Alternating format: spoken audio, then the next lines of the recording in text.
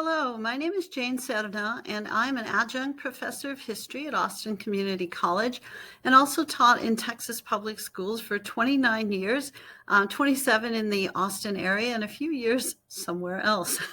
So as spring break comes to an end for me, and as you are ramping up the legislative session and beginning to discuss school funding bills, I thought, what a fine time to share a few thoughts with you.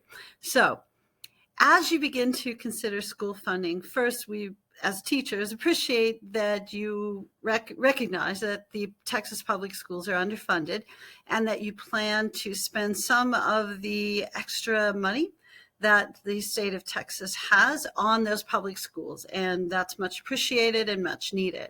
One of the concerns I have is that some of that money may go into educational savings accounts, private schools, or charter schools, which are often for-profit schools. And there's several concerns that I have about this. One, if students have special education needs, there's no federal guarantee that those special education needs have to be met in those schools, and those schools don't have the funding to meet those needs, and they often don't have the expertise to meet those needs. Also, those schools are not subject to the same TEA audits.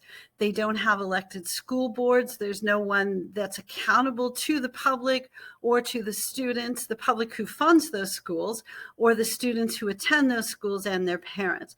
They also don't have to take the STAR test, so they're not going to be regulated or ranked the way that public schools are, so there's very little accountability. And without the school boards and without the accountability, it doesn't make sense to send public school money to private or charter schools that don't have these same regulations.